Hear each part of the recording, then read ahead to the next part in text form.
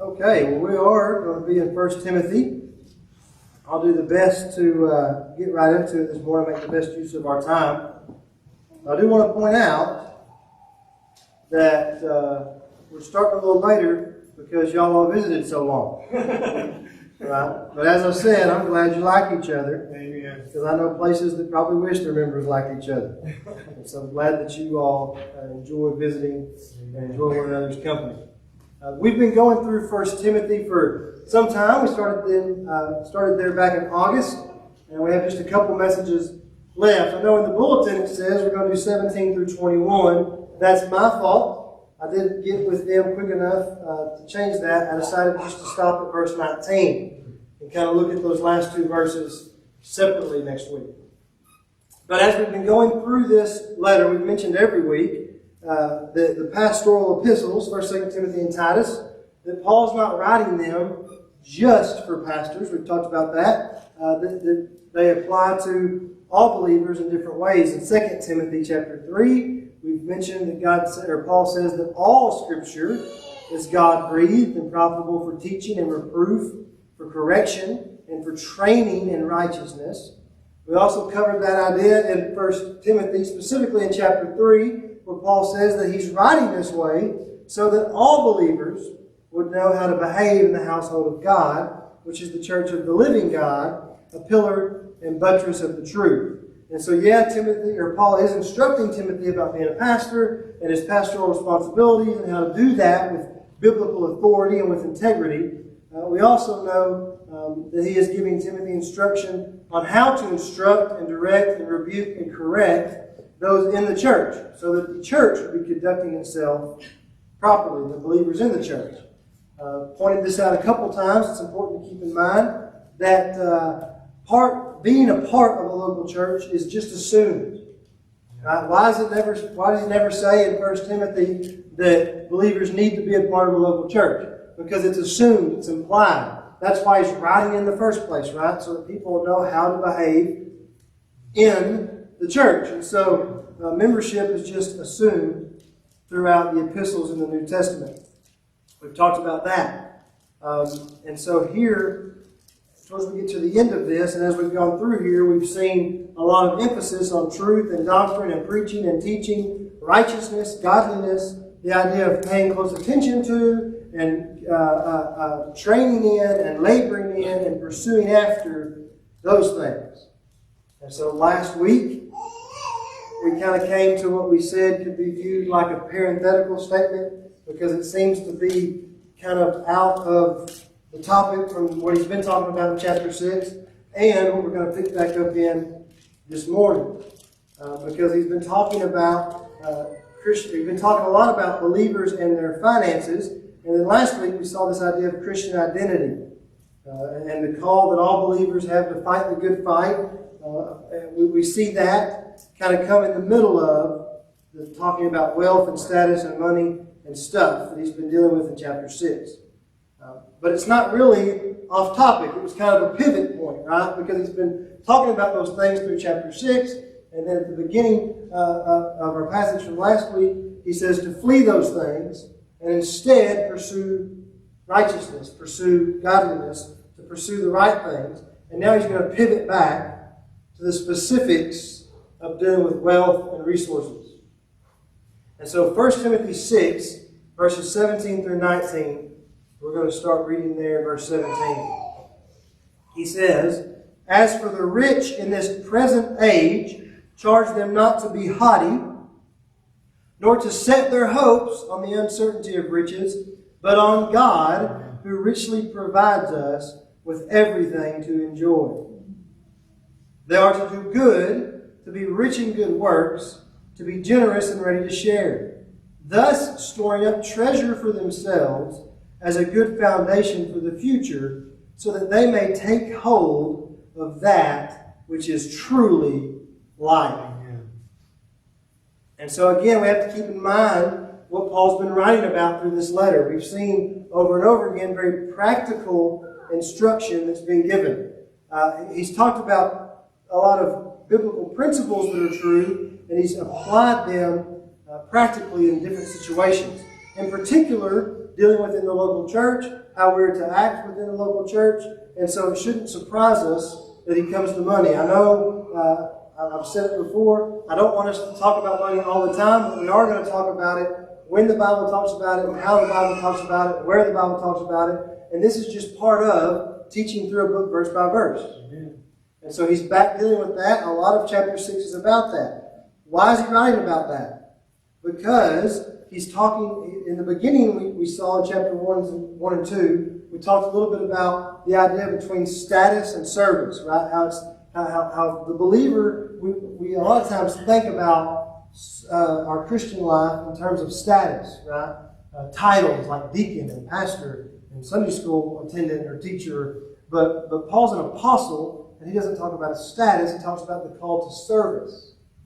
So we've seen that, this status and service, and how to think about this calling, this position in terms of service instead of in terms of status. In chapter 1, he rebukes and corrects those who had an improper view and used their status wrongly. Right? Because a lot of times service to God does come with a little bit of status, but the emphasis is to be on the service, not the status that may come from that service. And so he also talks about finances, and he really got to it very quickly. As I was preparing for this, I realized that actually there's been this idea all the way back in chapter 2. The idea of our wealth or our resources all the way back in chapter 2. In chapter 2, Paul addressed the idea of flaunting wealth. If you remember, talking about regarding the wearing of costly jewelry and expensive attire.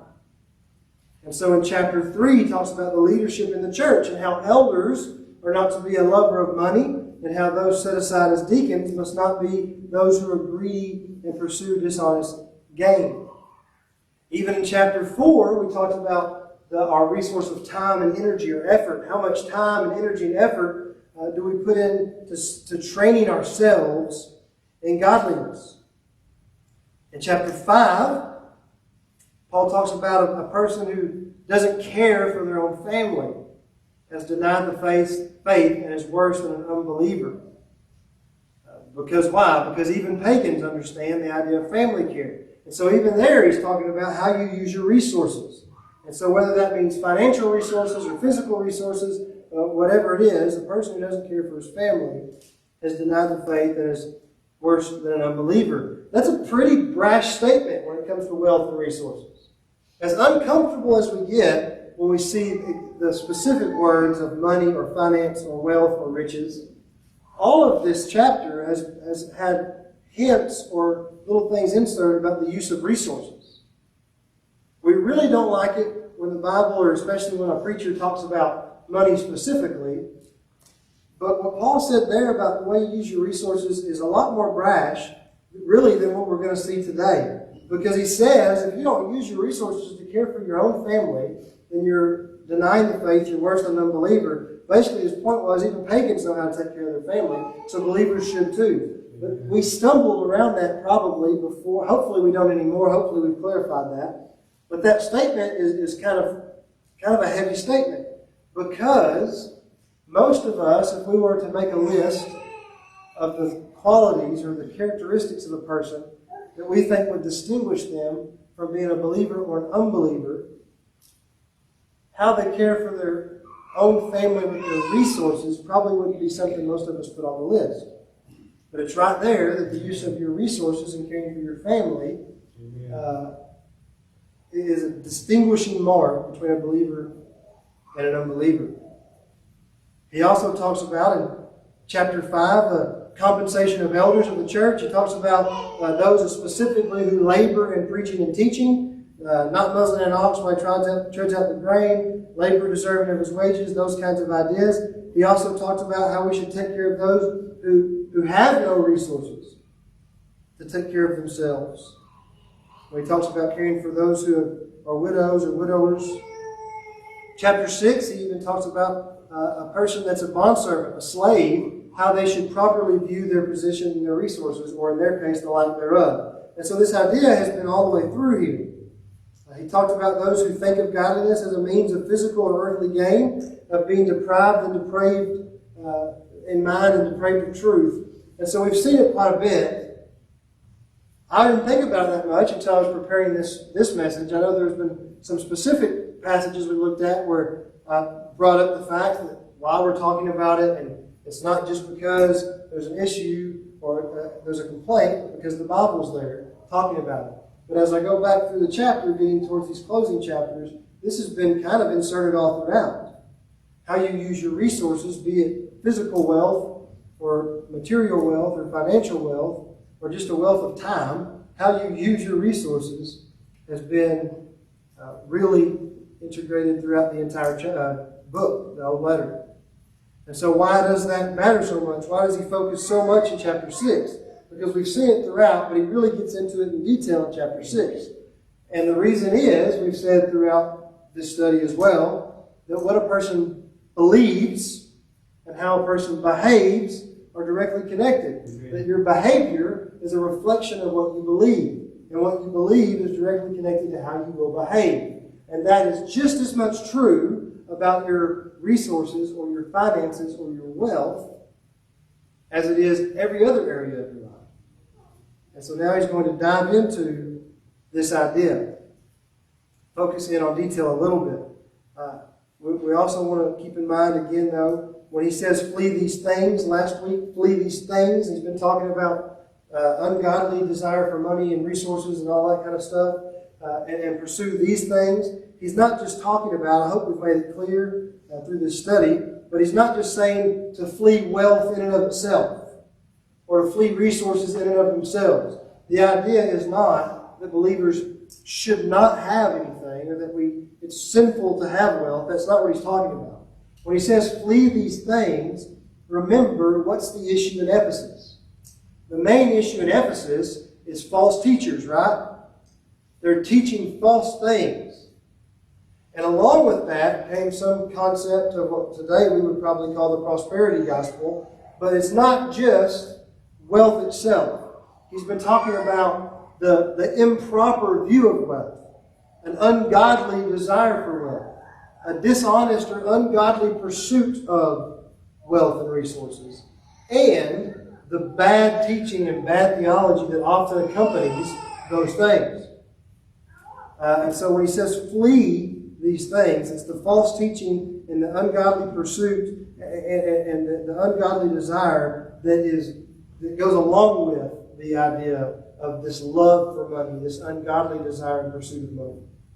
I want to keep that in mind. And those things a lot of times do go together. Just this week, I didn't watch this, but I heard it as my wife watched it because she's been talking about trying to find some things she can do from the house while she's keeping Addie. And so looking at videos and trying to get ideas and look online for how to have a little side stream of income while she's staying at home. And one of the videos that she came across was this lady who presents herself as a Christian and was talking about pursuing wealth and using your gifts and abilities and God blessing you financially and all these things. And as she was listening to it, she didn't take very long for her to say, hey, listen to what this lady's saying because this is wrong, right? This is kind of crazy. I started listening to it and I thought, yeah, that's exactly what I was preaching the last 2 weeks leading up to listening to that. But that was the whole idea. The lady was talking about all these things and she was butchering the scriptures. She was taking the parable of the talents, which was a physical form of currency, in the parable of the talents that were given to these men to use this currency in some way. And she tried to make it about your talents, like your ability to play music or sew or whatever. And so she took a parable that was not about necessarily those things and tried to apply all these things to it. She butchered the scripture. She was trying to sound very spiritual, but really what she was talking about was a love for money and pursuing those things. And so that's what he's talking about. This very spiritual jargon and spiritual wording that people use, rhetoric, that is accompanied with a lot of very ungodly, unbiblical things. Flee that stuff. Not just having wealth, but flee all the things that go with these ungodly pursuits. And so now he's going to pivot back. Last week, flee those things, pursue these things. Go into verse 17, he pivots back, specifically wealth. Before verse 11, he's been talking about people who want wealth or want to get rich. Right? They have an ungodly desire, an ungodly pursuit. He's been talking about those things. Now, coming to verse 17, he pivots back not to those now that want to become wealthy, but to those who already have wealth. Okay, he's going to talk to those who are rich. And there's some dangers that come with wealth. He says those who are rich. He's going to address the dangers, the temptations that come with wealth, and the God-given responsibilities that come with wealth. I think we'll see as we go through this, there's some temptations that are increased when it comes to having resources. There's also some responsibility that increases when you have more resources. There's probably some temptation and some responsibility that's specifically unique to having resources, that people that don't have resources don't have. And so that's what he's going to deal with, those who do have some wealth. Now, if you're sitting here today and you're thinking, that's not me, don't check out. I'm going to try to land the plane and move as quickly as I can without being too confusing. But I think you'll realize by the end of this, there's something that applies to you here, even if you wouldn't think of yourself as the one who is rich in the present age. Okay, so verse 17, as for the rich in this present age, charge them not to be haughty, nor to set their hopes on the uncertainty of riches, but on God, who richly provides us with everything to enjoy. So we are going to talk about those warnings Paul gives and the responsibilities he points out. But first I want us to point something real quick, not pass over it. And that is this, that there are rich people present in the church. And the reason I don't want us to glance over that without addressing it for just a moment is because you're going to meet people, if you haven't already. If you haven't, I'm almost certain at some point you will. If you ever talk about your faith or theology or church with people, you're going to come across people who think that churches should not have any wealthy people in them. Right? They think that believers should not be wealthy. People have tried that. Other religions tried that. That's what Paul dealt with earlier a little bit in this letter with the ascetics who said you should abstain from things. Paul said that's not right either. But there are people who believe that if you're a believer, you should just be poor and pitiful and ugly, and that's what makes you a good Christian. Now, 2 out of 3 ain't bad, right? I got 2 of those down. I think I'm very handsome. But anyway, there are people that believe that. That's not what Paul's saying, okay? There are people who think it's wrong for anyone with any kind of resources or wealth to be in the church. Those people need to go back and read the New Testament and the Old Testament and read the Bible, because it's apparent here that Paul had already messed that up. Right? These New Testament churches that the apostles established had rich people in them. That's why he says this. As for the rich in this present age, if there weren't already wealthy people in the church, it would not make any sense for Paul to give instruction and warning to rich people in the church. Remember, he's talking to people how they can behave in the church. Church membership is assumed here. This is instruction given to believers who are a member of a church. So there are wealthy people in the church. I don't want to spend too much time with that, but I don't want us to overlook it either.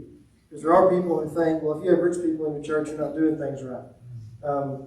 No, Paul says there's instruction for those who are wealthy in the church.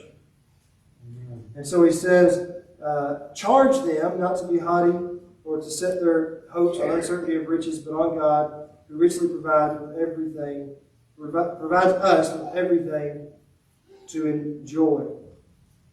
There are a lot of examples of that. We know that in the Old Testament there are people who God gave things to, there are people He didn't give things to. But what I want us to understand is this. The emphasis here is not just on being wealthy or being not wealthy. The idea here is that God, if a person is wealthy, that it is God who has allowed them to have that wealth. Okay, it's God who has allowed them to have that wealth. In 1 Samuel, when Hannah is praying there, she says this. She says, the Lord makes poor and makes rich. He humbles and He exalts. Right? It's God who allows a person the ability to have wealth. Now, Job said, the Lord gives and the Lord takes away. Blessed be the name of the Lord. And so we understand that it is God who gives a person that ability. It's not wrong to have those things. I won't spend a whole lot more time there, but I just want us to understand that. And some people will say, well, what about Ananias and Sapphira? Because they died because of their finances. And God killed them because of their finances. No, not just because of their finances. God killed them because of their dishonest and ungodly dealing with their finances. Okay? So don't let anybody try to tell you that it's wrong to have things. The emphasis is on the pursuit and the use. Not just the pursuit, but the use of those things, that they would be godly and honorable in their both the acquiring of them and also the using of them. And so, as for the rich in this present age, charge them not to be haughty. Timothy's to charge them not to be haughty, not to be arrogant. He's to tell them to do something. And that's a problem a lot of times for us, because none of us like to be told what to do or what not to do by anybody. Especially about our finances and our resources, especially by the preacher, right? We don't like to be told what to do or what not to do. But what does Paul say? Timothy, as pastor at Ephesus, charge them about what to do and what not to do. Particularly, the warning here is against arrogance. Against arrogance. Because when you have a lot of wealth or you have a lot of resources, arrogance is a very likely thing you're going to struggle with. Right? If you don't have anything, you don't have anything to be arrogant about. But if you have a lot of wealth or resources, arrogance becomes an issue. So he says, don't be haughty. We understand that. Whether that's being a millionaire or just having more than you used to have, when you start to have things, some arrogance comes about there sometimes. We have to be aware of that. He warns them against that, charge them not to be those things. And here's the reason for that. Because first of all, he's talking about specifically the practical example is of physical financial wealth. And so what does wealth do? What does money do? Money opens doors that don't open without money, right? Even today, money can get you a better, bigger, more comfortable seat on an airplane that other people can't get. Money can open doors for you to go backstage and meet your favorite celebrity or band that other people can't meet. Money gets all kinds of doors to open for you that don't open for other people. Money gets you access to things that other people are denied access to. Money gets you seats at the table that other people are never offered. And so the tendency is to get kind of used to throwing your weight around and say, well, I have this or I have that, and so I'm important, and then to become arrogant. And he tells Timothy, tell them not to be this way, warn them against this. But it happens all the time. How many people do you know today, whether personally or just because of the news, that are sitting on this committee or that committee, they're on this council or that council, they ask to be a part of the Chamber of Commerce, they're on this board or that board or whatever, and it has nothing to do with their intellect or their experience or their credentials, but they've been asked or been offered a seat at the table because of their resources. Happens all the time. Right? And so he says, because that happens, warn them not to be arrogant. Because the temptation is those people start to think that their value, their inherent value, intrinsic value, is connected to their financial value. They think that their worth as a person is connected to their net worth. And that happens to people all the time, even if you're not rich. That kind of thinking happens to us. Even if we wouldn't think of ourselves as rich, that stuff happens. Why does it happen? Because that's how pagans think. That's how people naturally think. The reason for that is we understand that even when people aren't rich, we think, well, this person has a lot of weight with this group. Or this person carries a lot of weight with that group. We may even know that there are certain groups or circles where we carry some weight. And we think that way. And most of society thinks that way. That's a pagan way of thinking. But you know how we can prove most of society thinks that way? Because anytime anybody wants to run for office and they don't poll very well with a certain demographic, what do? They try to find someone that carries weight with that demographic to endorse them. Because that's how we think. We start to think about throwing our weight around and the status and the doors that open for us because of what we have or who we are. Maybe it's not even millionaire status. Maybe it's just, your station in life, okay? We start to think, well, I'm a manager. And that person's just a, hourly employee. We start to think, well, I'm an entrepreneur. I'm a business owner. And that person, they work for somebody else. Or I go out and I do these things, and she's just a stay-at-home mom. And so even if it's not literally what we would think of as riches, there's a sense of arrogance that is very tempting when we start to divide people and break people up based on social status and financial status. And that's kind of how our society does things naturally. And so the tendency is to kind of be haughty or arrogant. And the more we have, the greater that temptation becomes. And so he's not saying that we should get rid of that status or wealth, or that we should say, I don't want that. He's just saying, be aware that that is a very real temptation that comes. We don't want to get into favoritism. He talked about that earlier with discipline. James writes about that. Jesus talked about it in the Gospels. Paul writes about it elsewhere. But it all goes along with this idea of arrogance. Because I have more, therefore I'm more valuable or smarter or whatever. You probably know people like that. I know a few millionaires through whatever means of meeting them. For some reason, I've come in contact and have relationships with a few millionaires, and some of them are great guys that you would never know they're a millionaire if they walked in right now. They wouldn't drive or dress or act like they're a millionaire. And some of them are guys I can't stand to be around. I have to because of the nature of the relationship at times. But if they walk in, you know they're a millionaire because they probably tell you. Right? They make sure they drive something that lets you know they have status. And they're the kind of people that Paul's talking about. Don't become haughty. They're the kind of people that they think that because they have a greater net worth, that they have a greater inherent worth, natural worth. You know people like that probably, or you at least see them on TV. And so, because they're the wealthiest person in the room, they think that automatically means they're the smartest person in the room. And that's not always the case, but that's what they think, because they've become haughty. That's why Paul warns against it. They think that because they're the wealthiest person in the room, that they are most deserving of everyone else's interest and attention. They think that their time is more valuable than everyone else's, because they think that they're more valuable because they have more financial value. And he says, don't become haughty. They're the kind of people that may or may not even show up at stuff because, if they don't want to, it's fine because their time's worth more than your time. And we know that that's a very real temptation that comes with wealth. He also says not to set their hopes on the uncertainty of riches. That's the second warning. Warn them to not become haughty, but also warn them not to set their hopes on the uncertainty of riches. Even if you're not rich, you can do this, right? Amen. You start to hope and seek for security in material or financial or physical wealth and resources. But he says, don't let them set their hopes in the uncertainty of riches. The warning is about the uncertainty of riches. Those who are wealthy are tempted to trust in and hope in and find security in those things. But the problem is there is no true security or certainty in those things. That stuff can go away very, very quickly. It's very uncertain.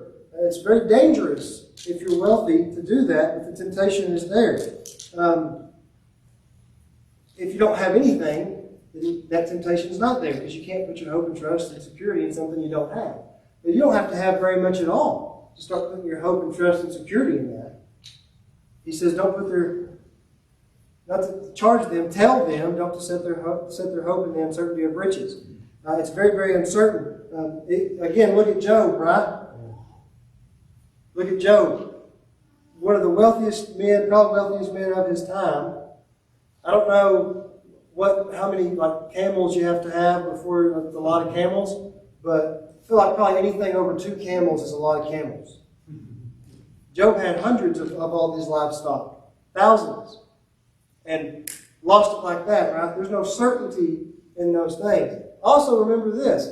Did Job lose those things because he was an unfaithful, unrighteous, disobedient man? And that's why if he'd just been faithful, righteous, and obedient, God would have never let that happen to him.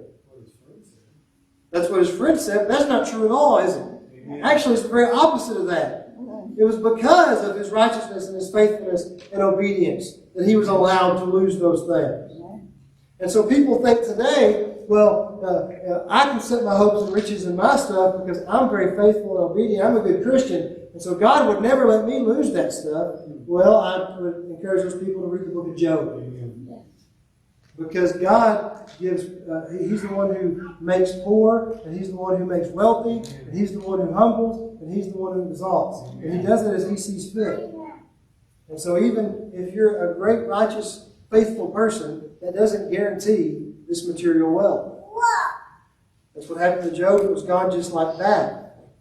But the difference is before, Paul talks about those widows who have no hope in anything else.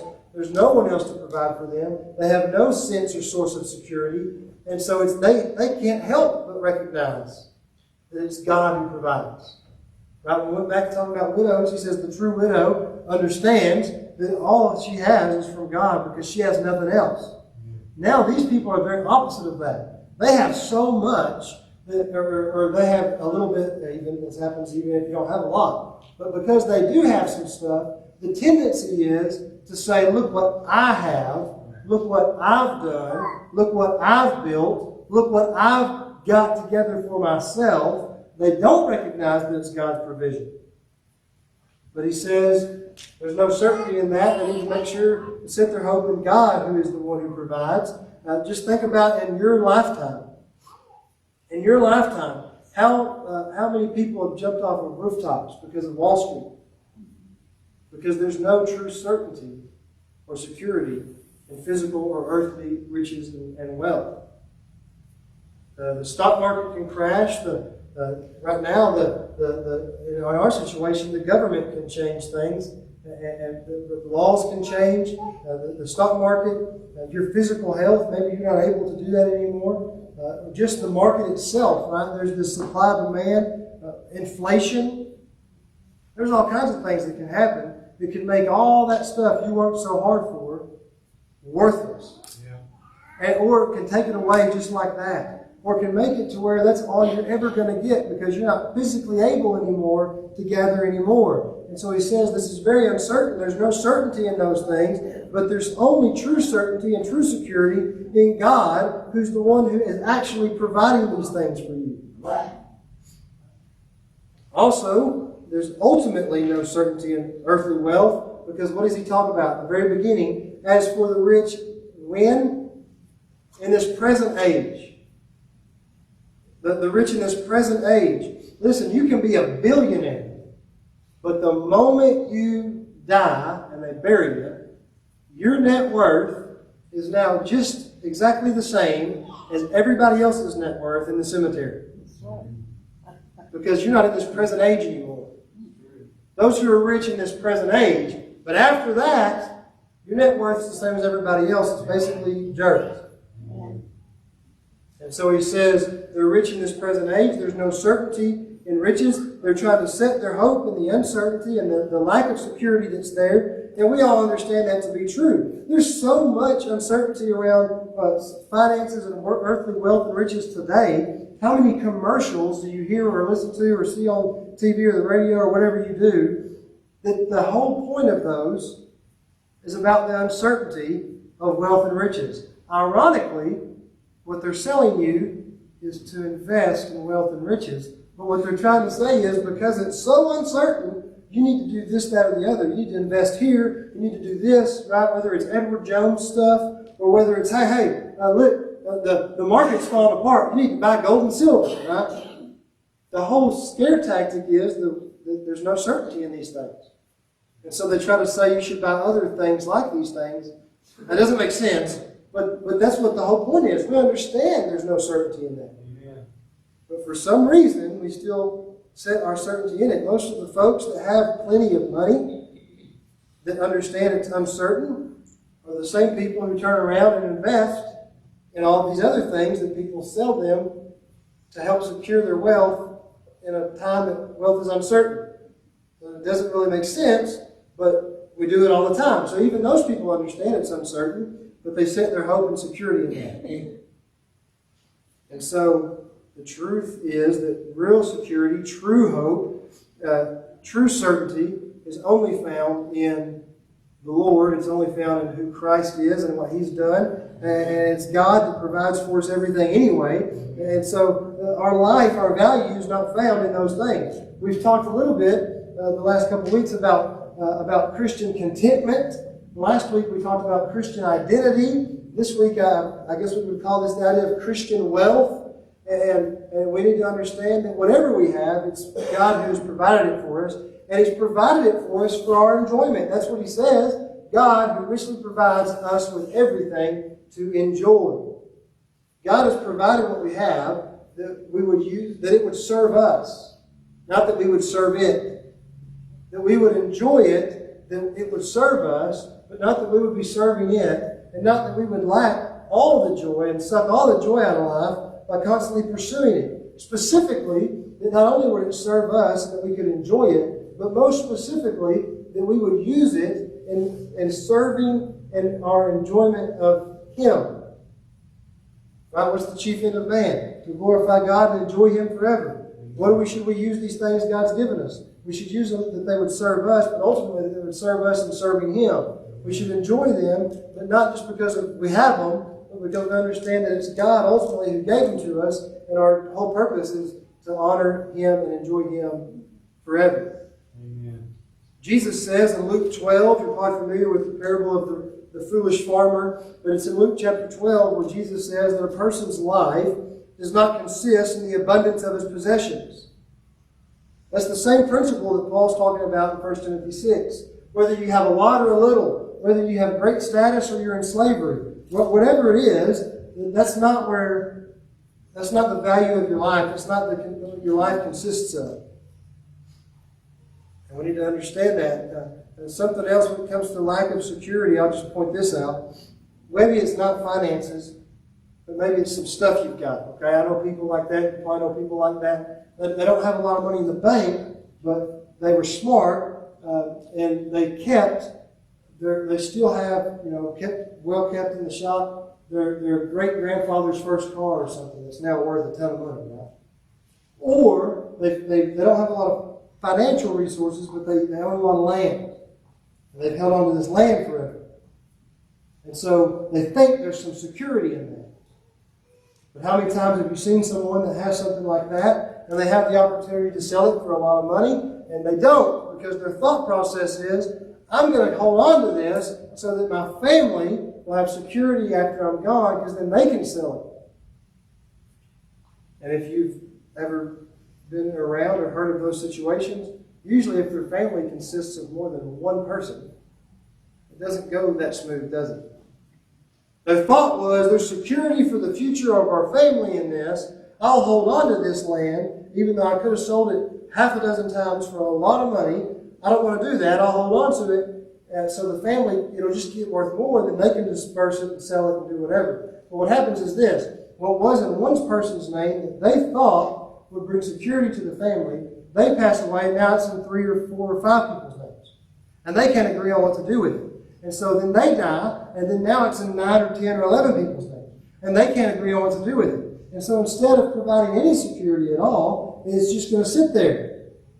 And what the person thought would be a sense of security for the family, instead of them selling it and dispersing the funds equally, they've held on to it. Now it's in 27 people's names, and no one can agree on what to do with it, so it just sits there.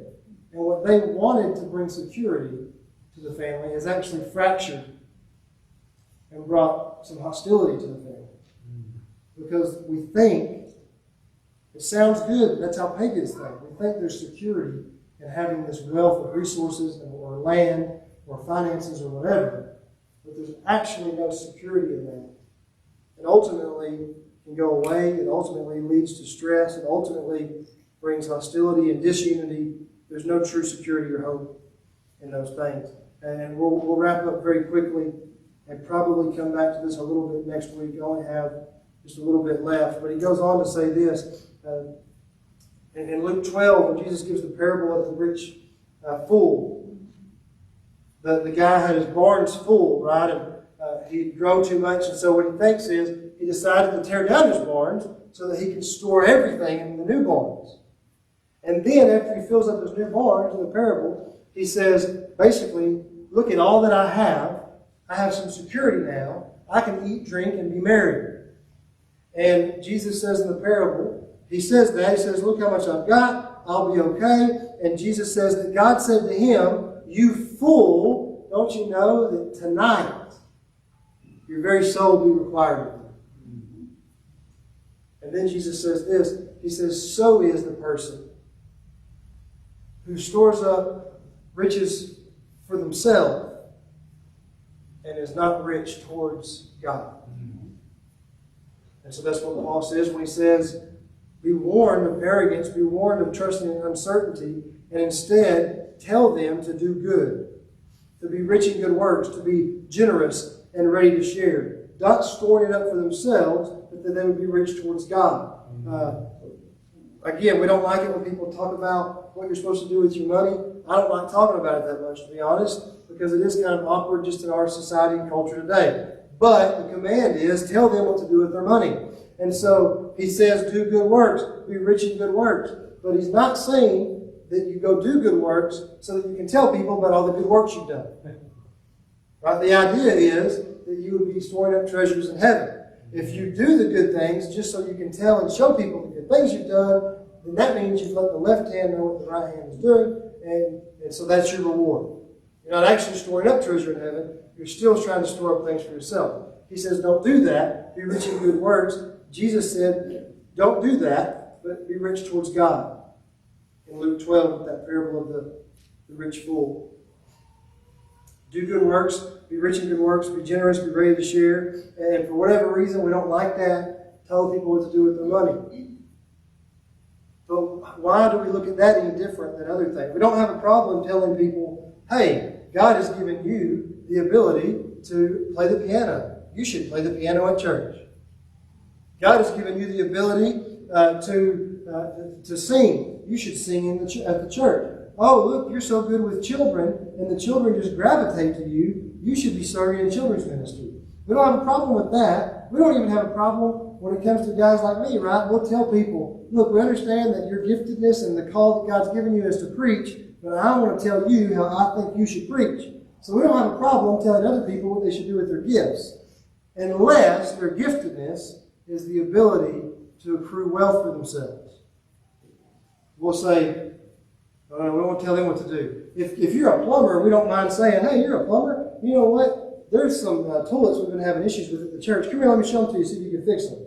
But if a person has wealth, we don't think we should tell them what to do with their wealth. Paul says, charge them to do good works, to be rich in good works, to be generous and ready to share. Because it is God who gave it to you, or gave it to me, whatever I have, just like it's God who gave me the call to preach, just like it's God who gave you the ability to play music, just like it's God who gave you a heart for children, it's God who gave you whatever you have in your resources as well. And so we need to understand, and the idea here is, of course, there's a little bit, just like everything else, right? When it comes to physical training, there's a little bit of benefit to physical training, but there's great benefit in training in godliness. There's a little bit of benefit to simplifying your life, but there's great benefit when that contentment is found in godliness. There's a little bit of benefit to physically accruing things for yourself. I heard a guy say one time, money won't make you happy, but it certainly will help you work those problems out in style. Right? There's a little bit of benefit that comes from having some resources. But there's great benefit in using those resources not just for yourself, but in the pursuit of godliness and godly endeavors. So it's the same idea. He says in 19, thus storing up treasure for themselves as a good foundation for the future so that they may take hold of that which is truly life. And again, that's why he says in Luke 12, so is the one who lays up treasure for himself and is not rich towards God. The idea is storing up earthly treasures has a little bit of benefit in this life. But when you do those things and you store up treasures in heaven, there's a great benefit. There's eternal benefit. Look, however much money you have in the bank when you die, it's not yours anymore, and it's somebody else's to use, and it's going to sit there. Because your net worth is basically dirt and a concrete rock. But if you've used those resources in the pursuit of godliness and ministry and godly endeavors, then even after you're dead, those things are going to pay dividends long after you go. And those are dividends, and that's a return on investment that you receive in eternity. You can receive all kinds of dividends and returns on your investment in this life, but as soon as you're gone, they don't mean anything anymore. But there's a return on investment that we receive in eternity, and it is a far greater value than any earthly return. And so I want to share just a few things with you to help put some of that into perspective. Again, I do apologize for not having time to get in this like I wanted to this morning. But again, there's nothing wrong with having wealth. And if we're honest with ourselves, remember he's writing this to first century people in Ephesus. I have a feeling that compared to the first century Ephesians, we would all be considered very wealthy.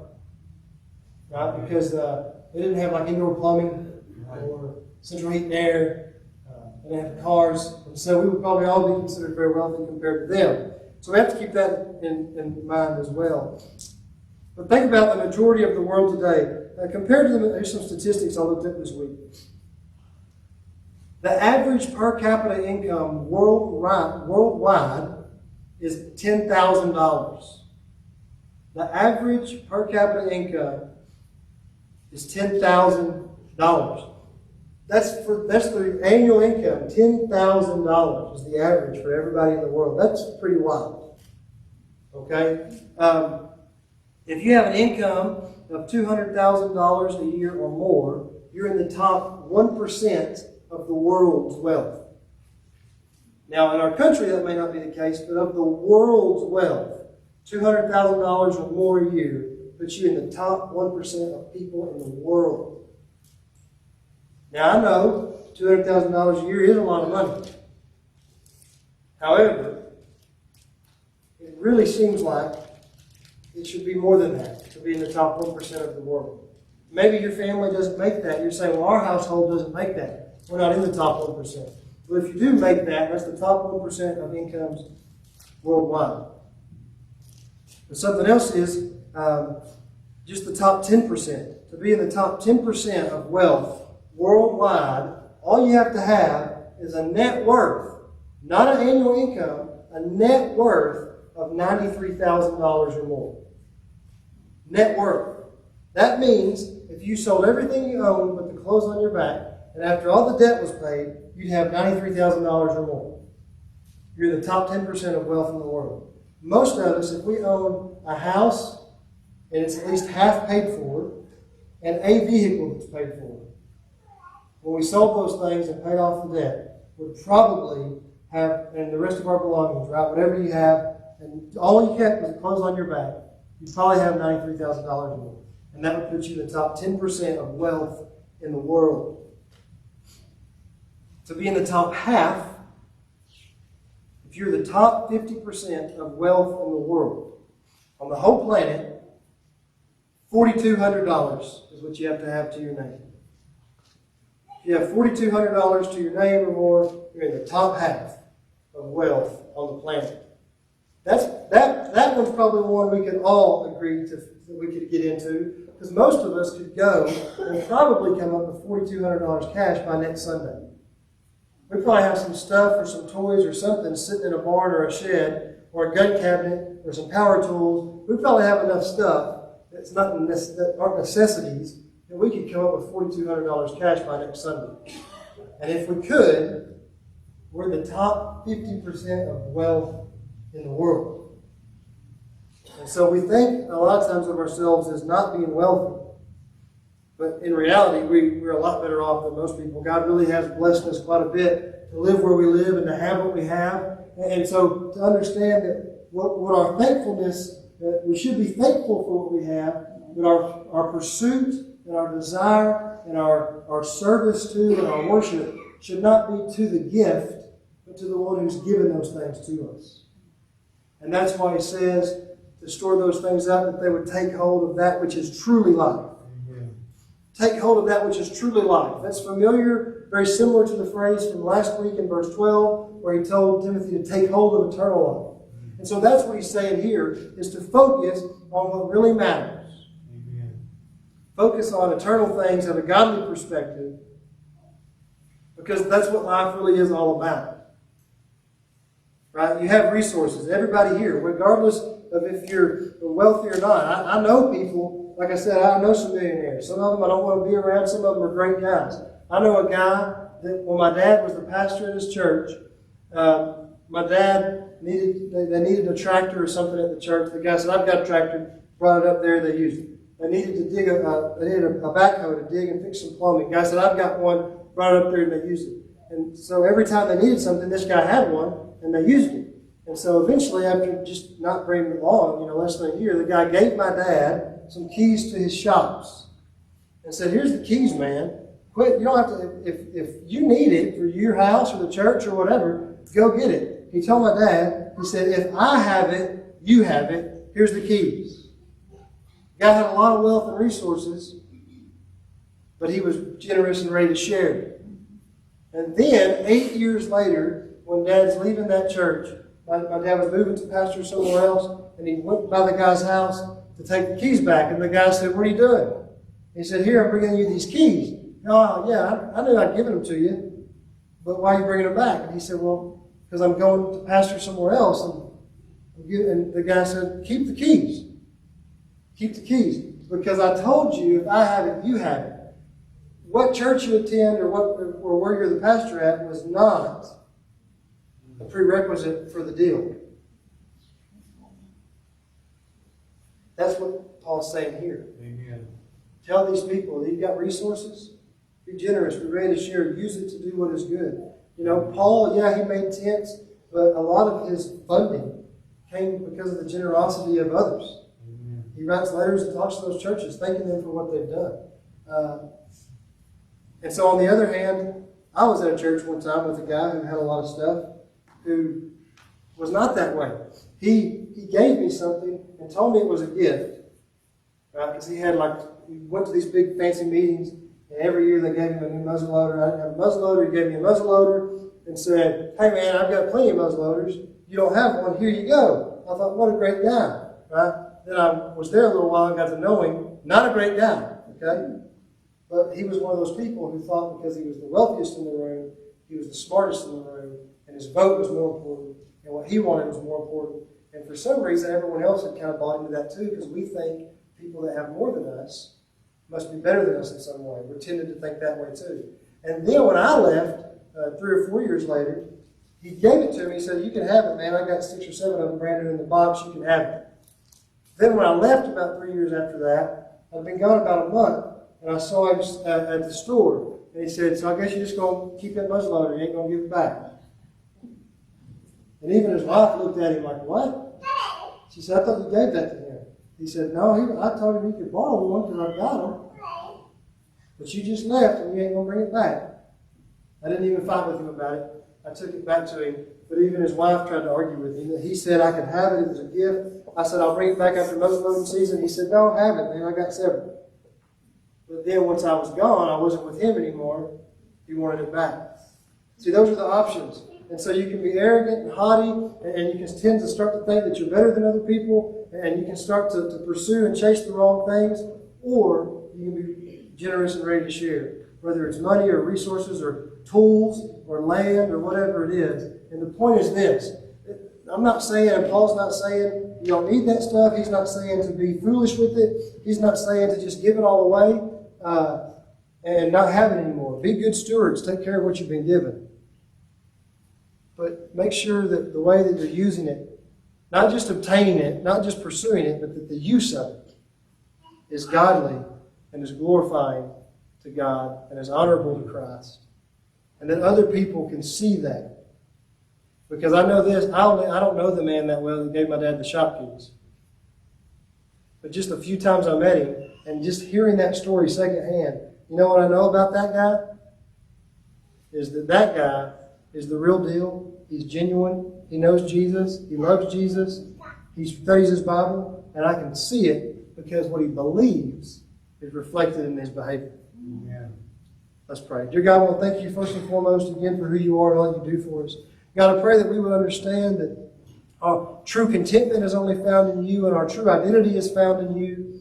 And God, that really the true wealth of our resources is found in you. Our greatest riches are found in you. But also, Lord, that our physical resources and physical possessions are only because you've given them to us.